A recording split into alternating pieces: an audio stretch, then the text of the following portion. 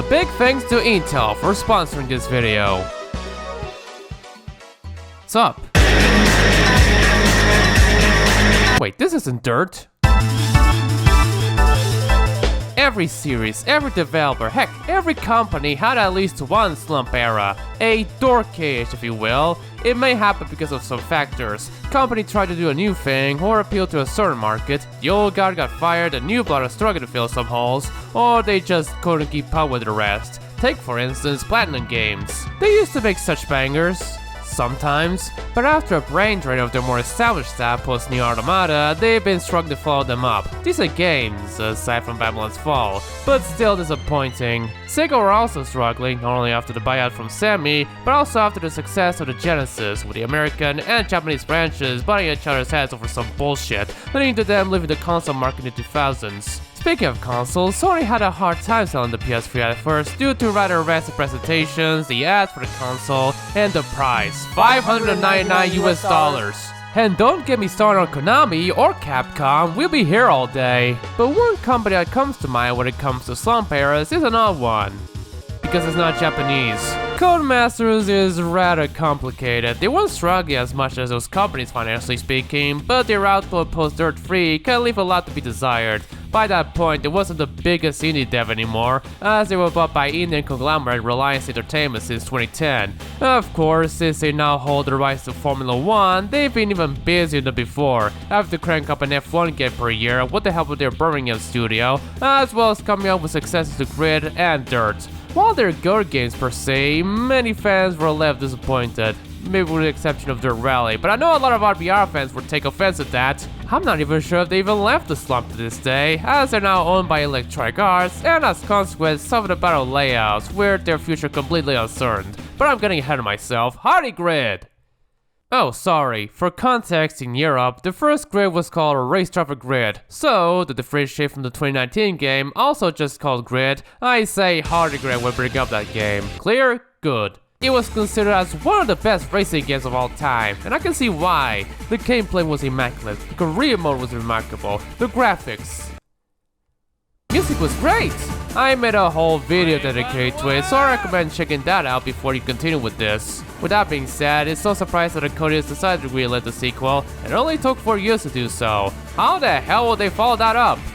Well, they couldn't. Grid 2, in retrospect the oddest of the bunch. Announced in August of 2012, it got released on May the next year, with rather mixed reactions. Almost like Hardy Grid, it was released for the PS3, 360, and the PC. No DS version this time. In fact, there's neither a handheld version nor an arcade port, so we're in for some hard times already. At least the 360 port can be played on the Xbox later. Look, I really wanted to talk about their games more, I have no excuse. So, as the kids would say, let's hit the gritty once more. Oh god, sponsored by Intel. I'm trying to follow the BDS at the moment, but they're sure it's good enough. Ugh. Welcome to #Grid2. Ah, good, I can still make multiple profiles here. Let's start my new career right away with a race in Chicago. It's not exactly a taste of power like in Hardy Grid. For one, you're driving an old Mustang, but it still gives you a nice learning experience here. Listen to Ian Livingston going hard here.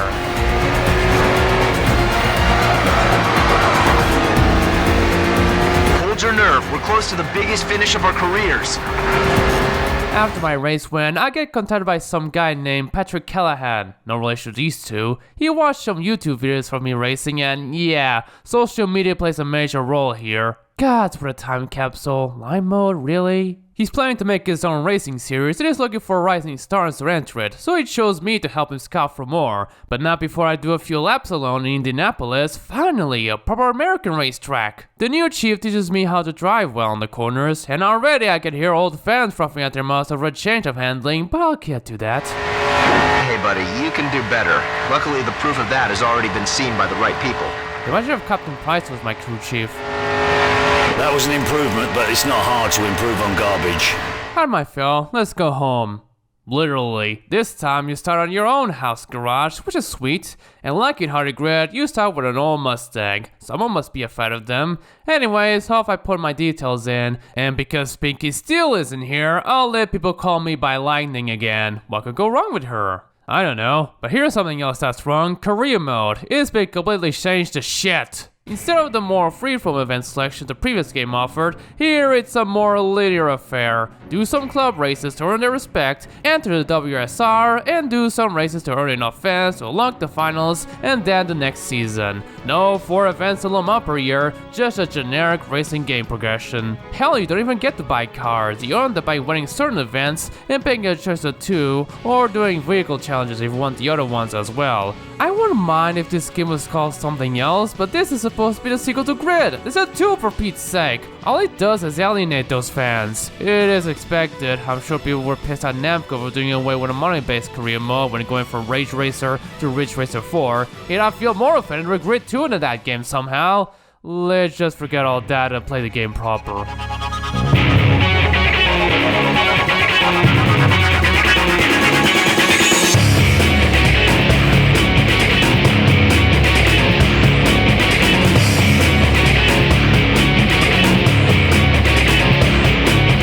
Now, you already noticed the Intel HD graphics video every time you start the PC version. Yeah, Intel was pushing hard here, even having their own events with their logos plastered around some tracks. It's not just for show, the PC version has exclusive graphical settings for anything with their integrated graphics chips. Which I think it's bullshit. There's no way their integrated graphics can do smoke shadows that well. And let's be fair, you're never gonna run this game on them, let alone Intel's, even at the time. As someone who made videos on an F1 APU for 4 years, which is a bit better than even the top of the line Iris Pro of the time, even plugging in a GPU can do wonders. As for the game itself, it certainly looks better than Hardy Grid. While yes, there is some bloom and lens flare, and it does kinda have a filter, it's not brown at least. This is the shit Hardy Grid's missing out. The night races actually look more colorful, especially in Dubai. I'd complain about the other tracks being rather brown at night, but not by much. City nights usually look rather brown in real life.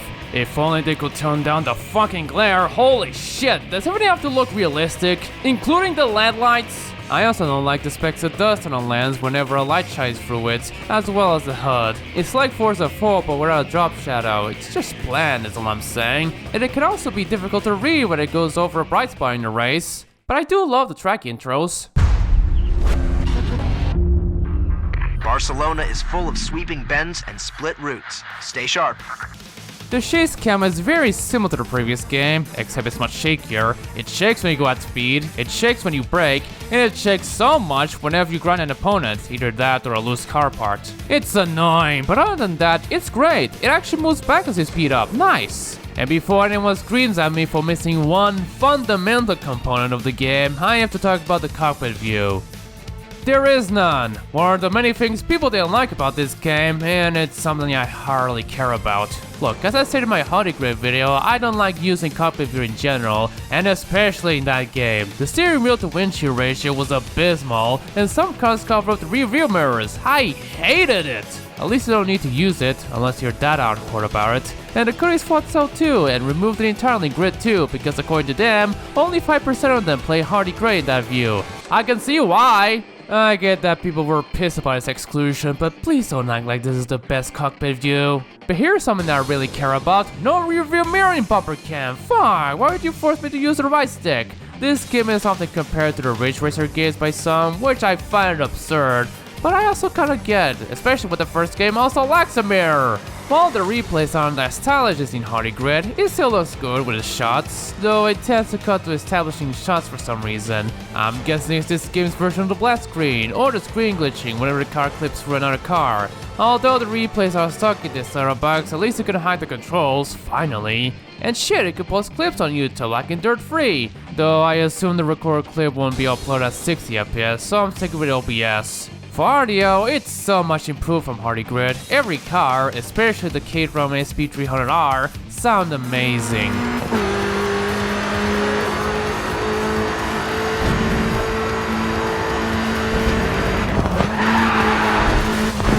Well, okay, not every car. This RETT sounds odd.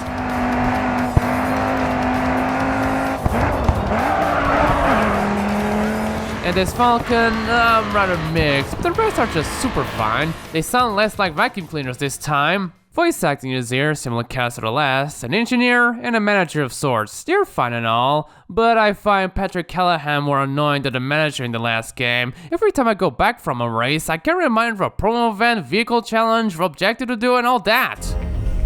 The WSR is still in its infancy, so we have a lot to prove and a lot of people to reach.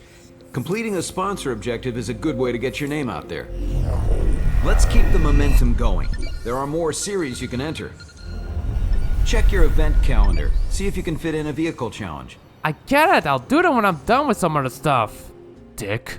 At least the manager woman has more restraint. The crew chief is about as shallow as the last guy. Always reminded me how much time left for checkpoint and endurance races. Fun.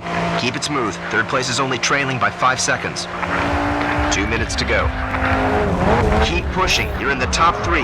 Don't get complacent. I like that his voice gets distorted when driving in a tunnel though. Be prepared if the car hooks in more when you're cornering. You're nearly in the top 3. But what I love, even if they're rather hard to hear, are the spectators and track announcers. They get to speak in this country's main language. It's a nice detail.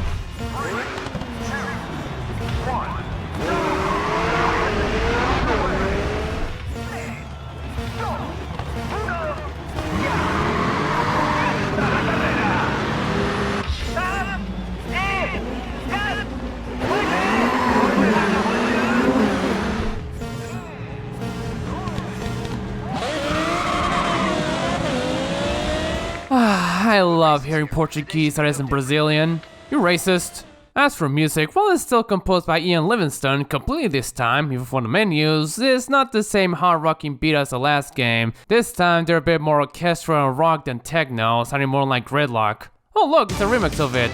Even still, I love it as much. Similar to Hardy Grid during the race, they only play during the WSR Eliminator events and the last laps of the season finales. And just like that, they're always special to me. I really love his theme song too. While his leitmotif shows up in most of the soundtrack, I still think the main theme did it better.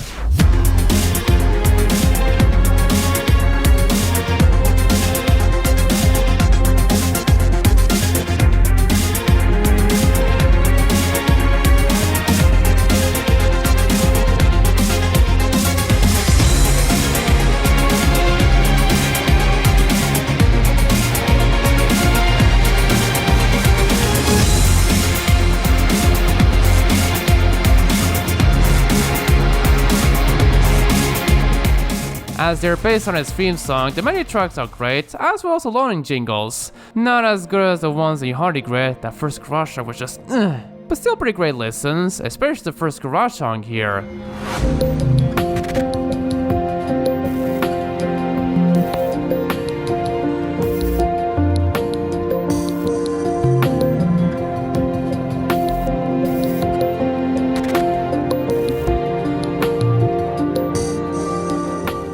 It's always the first garage song, but also give a shout out to the song in Grid Online, also as relaxing.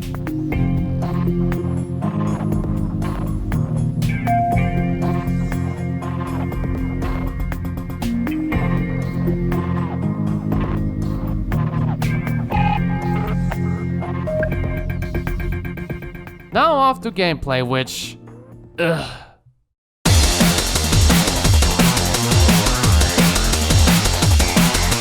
The handling is a mess. The Codeys opted for a more arcadey model for the sequel, what they call true feel handling, which didn't sit well with fans. Not surprised that I'm one of them. On average it's fine, but cornering can rather be inconsistent. It depends on which type of car you drive. Some cars prioritize drifting, some are grippy, and there are those that strike a balance of the two. Reminds me of Ridge Racer 4 in a way, but don't fret, the cars here don't handle as weird as them. Still odd though. The drift cars make it feel like this game has break to drift, yet as someone who wholeheartedly defends until they die, even they're not as satisfying. If you're not careful, you'll most likely end up veering to a wall and destroy a car. It isn't much of a problem when driving slower cars, but as you progress and drive much faster cars, the problem becomes apparent. I wasted flashbacks because of these. It's why I always pick the grip cars in the late stages. I don't know, I just don't vibe with these controls. I'm all for arcade models, but I'd rather play the later Ridge Racer games than this. You know, the ones with nitrous boosts. And maybe I'm bounded, I don't know. It's funny that NFS went with that for this latest game instead of Underground.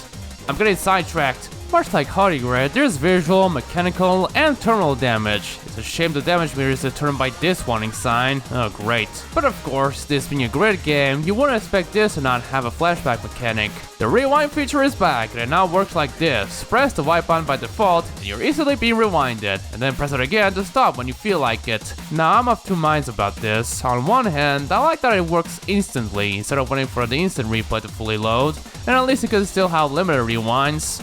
On the other hand, I don't like that you don't get as much control as in Hottie Grid. It's like in Forza, except you can rewind further, unless you want to waste even more flashbacks. Also, if you accidentally press the designate button, you can cancel it out, which sucks. But hey, minor criticisms, am I right?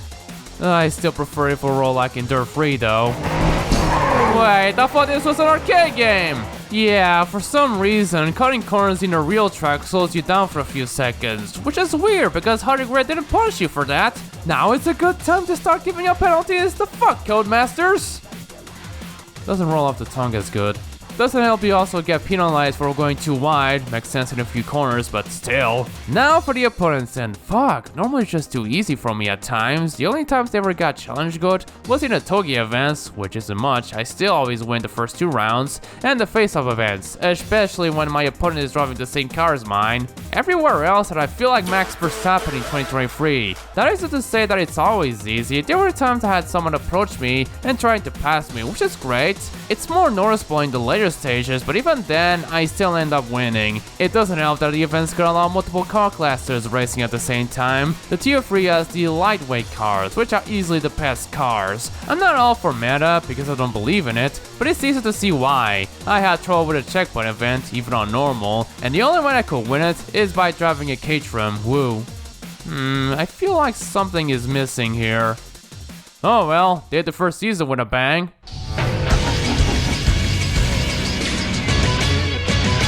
Ah shit, there's ESPN on this thing. Hey, I'm glad there isn't any creepy pre-rendered cutscenes in this game, as the Sports Center scenes are live action, with both Kevin Connors and Toby Moody playing themselves.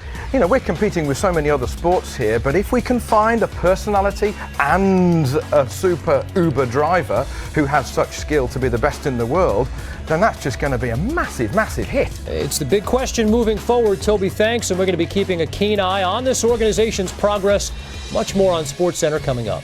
Shouldn't you be doing college football or something? Ah, sweet, I'm at 6 figures. Can I have myself a plaque now? We've moved to Europe, where I get to persuade these 3 crews, Divisero, Eliminacion, and Eurorand. And this is where the gimmicky race types start showing up. First are the races, which... duh, they're races. Then you have the face-off. They're basically the midnight toge races from Hottie Grid. Tournament-based, 1 run per round, and you're allowed as much content as you want. Except there's no lonely oncoming Lassetti suddenly showing up at times. It's fine, not too unusual for a grid game, but if you're worried that replaces the toge races, don't. I'll get to that. Time attack is just that, get the best time out of all, pro street style. Again, nothing wrong with it. But then there's Eliminator, which are knockout races in a style of Burnout Revenge. Last place driver gets eliminated every 20 seconds. And like Sophie in a review of it, I fucking love this kind of elimination process, makes them challenging and fun. If only the normal level opponents were as challenging though. Oh hey, it's Toge, except different. It's a best of 3 runs this time, and much like Hottie Grid's Pro Toge, you start 1 ahead and another behind. And to win, you have to be more than 5 seconds ahead of the opponent, or just cross the finish line first. Best 2 out of 3, and you win the event. I think this is much better because it's a lot more challenging and intense, especially when you learn that hitting your opponent will disqualify you instead of giving you a time penalty. And it's always satisfying whenever you win by 5-second rule. I love it. Shame they're only relegated to promo events by the time you started seasons WSR. Checkpoint races are the most whatever. Get the most distance out of all the opponents while crossing as much checkpoints as much as you can before time runs out. That's the simplest way I could describe it. It can be a challenge when avoiding parked cars, but still, I feel they could have come up with something better than this. Drifting! With this handling model, come on! It's been overhauled completely. All of its events take place in point-to-point tracks, and drifting near the red poles gives you multipliers this time around. If this were like Hottie Grid, I would have enjoyed it. But this is Grid 2, and the drift event showcased how bad the handling system is for it. Holy shit, trying to do power slides takes a whole lot to get used to it. It's almost impossible to be consistent. I ended up hitting walls and poles and spinning out more often than not, and yet I still managed to win. At least the events are short. And finally, the promo exclusive ones, where I drive lone cars. This Endurance, which is like the 12 minutes of Le Mans from Honeygrad. The race is instantly over once the clock strikes 0. I just find them boring. If there's neither tire management nor rubber banding, then why bother? And then there's the overtake challenges. As you might expect, you pass big pickup trucks to earn points. You get more if you consecutively pass them quick enough, stacking up to 1,000 points per pass. Don't crash or the counter will reset. This is actually my favorite of the bunch, and they're always the first thing I do when I start doing the promo events in the season. It's just so fun trying to pass as much trucks as I can. Simple yet addictive. Alright, there's also Demo Derby, which is exactly taken from Honeygrad, including the trucks and car. But that's DLC, so it never shows up in career mode. Ugh. This leads me to complaining about career mode more. Woo. Man, every time I see this screen, I'm always glad the games afterwards aren't as linear as this. I mean, you don't need to do all the events to progress, yet I did it anyway. You just need enough fans to unlock the season finale so you can finish it quickly. But once you're done, well, it's taken away from you. At least you can redo events in the timeline menu, so it isn't an NFS Underground style deal breaker. As for teammate management...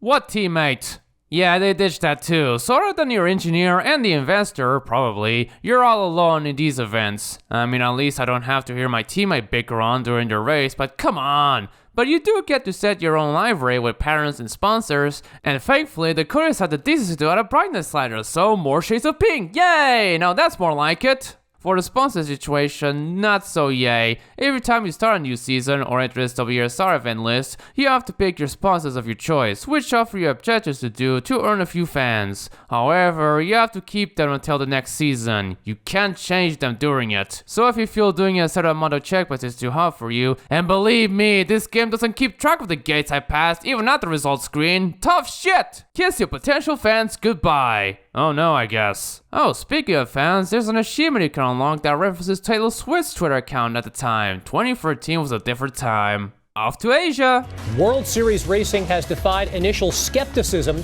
to take the motorsports world by storm in just 2 years. Toby, what's the secret behind the success? I don't know. I do MotoGP, not this shite. We race against drifters and Reg Fox in Hong Kong, Okutama, Dubai, shit place if I'm honest, and Tilk! It's Tilka. I don't care!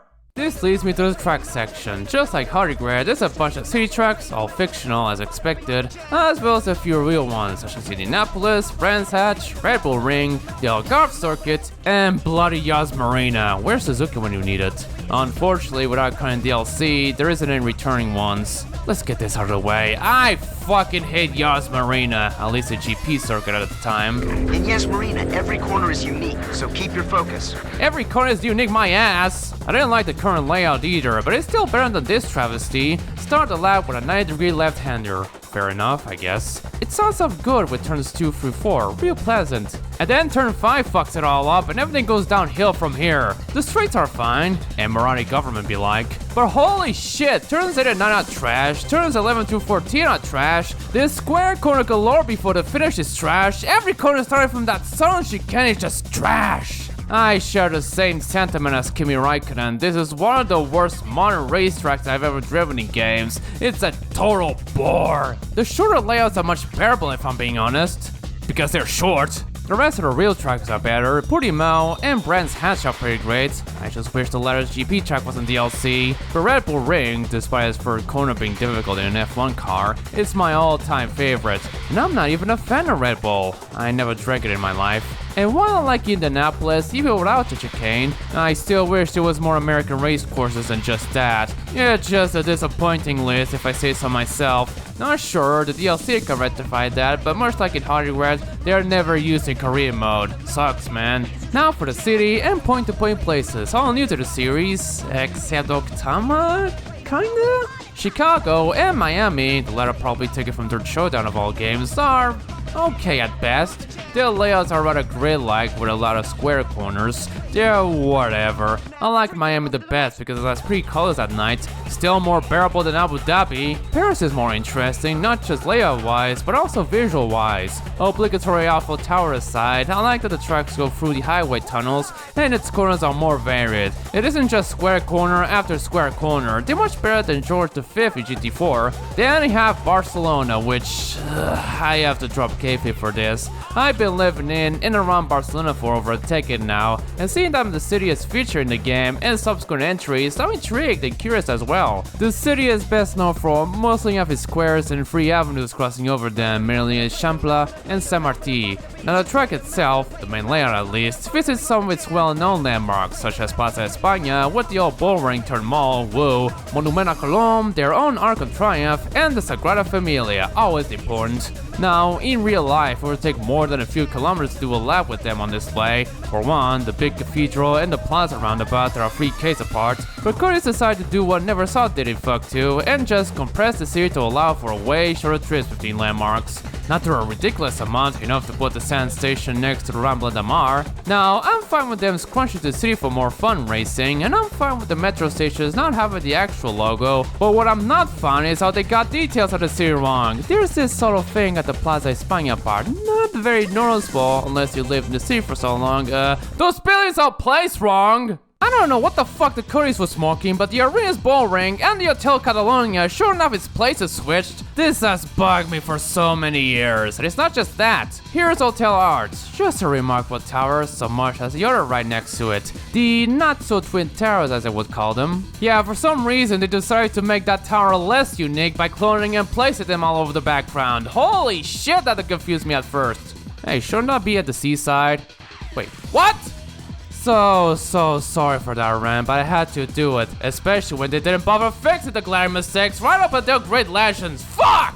If you try to ignore all that, which is now impossible after learning the fact, it's a pretty nice place to race, I guess. But fuck, if Barcelona is so inaccurate in this game, I don't know how they fucked up the rest. Also, why are the track names in English? Are they scared of Catalan or something? Then there's Dubai, the most Boba-like of the city tracks, as it has a lot of rounded curves. Say what you will about the city, it's like LA but even worse. But I feel these tracks are the best in this game. Such natural feeling corners and amazing visuals make this fake ass city feel alive. City so fake it's flat in Google Maps. I'm sorry, this is the last time I make fun of Dubai.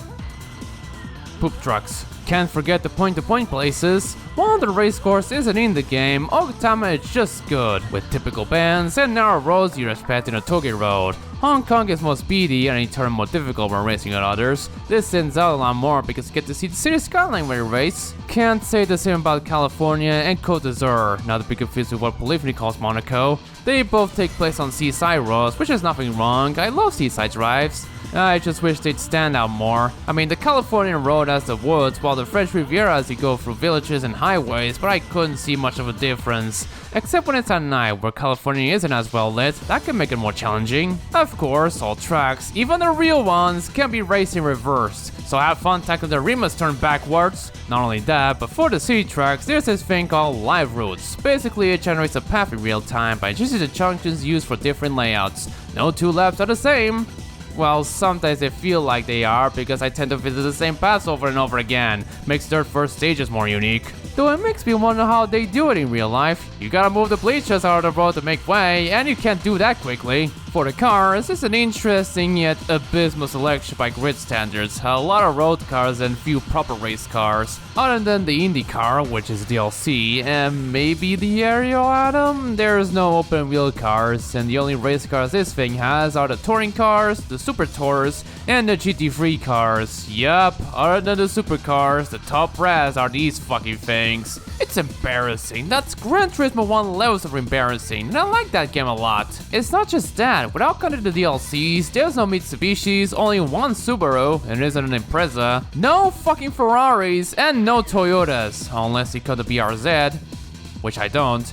There's Mercedes though. I forgot Harley Grid didn't have one, except for the SLR in one of the DLC packs, and this Koenigsegg. There shouldn't be a drift car! There are a few interesting ones too, like the Zenith ST1, the Scirocco race car, and the Cage from Lola SP300R, the two-seater prototype. Gotta be honest, this is the best looking lightweight car here because it looks more carish than whatever the fuck this is. Also, this fucking new from a DLC pack, it's great. But overall, the Codys dropped the ball on this, especially when comparing to the first grid, which has top-notch vehicles like the Murcielago GT1 and Le Mans prototypes. The closest this thing has for one is a Caterham. This sucks. Oh well, at least there's a long-tail McLaren F1 GT, my beloved. And now the WSR goes completely global, with ESPN having exclusive broadcasting rights for it, woo. But hold on, is that it? Where's Raven West? Like, I know I scream about how they're skillful assholes in my Hardy Grid video, but I said that as a good thing. It amps up the challenge a lot, especially when they show up in an event. But here, I've yet to see them. The only time I ever saw them was this model car in the first garage. Maybe they'll surprise me in the final season or something, but if they don't show up, I'll shave my head off. Let me save you the trouble. They never show up in the game. Welp. The last 2 seasons are just that, all WSR races till the end. No need to recruit more clubs, so let's speed it up by talking about the other quirks I didn't like. There's no free run mode here, you can't do that in the events menu or the vehicles menu either. There is a test ride mode, but you only relegate to 1 track and 1 layout, as well as only doing 1 lap. Rubbish. There's also no quick race mode, a la race day in Hardy Grid, but you can do custom events, which is similar. It's a shame you can only drive cars you want for this though. And finally, there's the online multiplayer. It is one of those where you require an online pass to unlock it, at least in the console versions. It was a dark time. Unlike in Dirt 3, which coexists with its career mode, this one is completely separate and has its own stuff. For instance, you can earn and spend money on stuff, that's a surprise. Not only you can buy cars using grid credits, but also upgrades and liveries. Wasn't that a freebie in that last game? Whatever, the good news is that online multiplayer still works to this day, and as expected, nobody's playing it these days. It's pretty standard, it has the same options as custom event, having all the race types available, excluding Eliminator for some reason, as well as enabling the impact rating bonus. What the hell is that? The game certainly doesn't tell me, and neither does the manual. This whole page is all you get about the multiplayer, and it never mentions it. I'm guessing you earn extra cash for winning other people? If so, nice! That encourages dirty racing. And as expected for a game with a leveling system, you have to level up to unlock stuff, including paint! No! What are you doing? That's milestone shtick! It sucks, because trying to level up with only me and a friend of mine can be a fucking grind. Holy shit. I'm sure this is fun with other players, but at least you can play with AI drivers as well, so meh. And before you ask, don't worry, there's split screen here as well. Man, what's with that generations of versus the couch play? So that was Grid 2. On its own, it's a pretty great racing game with silly events and game modes you can do, but as an entry to the Grid series, it hardly feels like it. Sure, it has bits that are synonymous with Hardy Grid, like city racing, different race modes and all that, but its career mode is just so different and I kinda didn't like it. Gameplay is also not as good, with a handling system that takes a lot to get used to it, and overall, even if it comes with a real back mono, that was a real thing by the way, I much prefer the previous game over it. Or the 2019 game really. If some of y'all think the reboot was terrible, be glad that doesn't play like Grid 2. The graphics look nice though, but it won't take long for the new Grid to show up, as the very next year, the Codys tried to backpedal with Autosport. So why not review them back to back as well? Sorry F124, you and your fucked up looking PS3.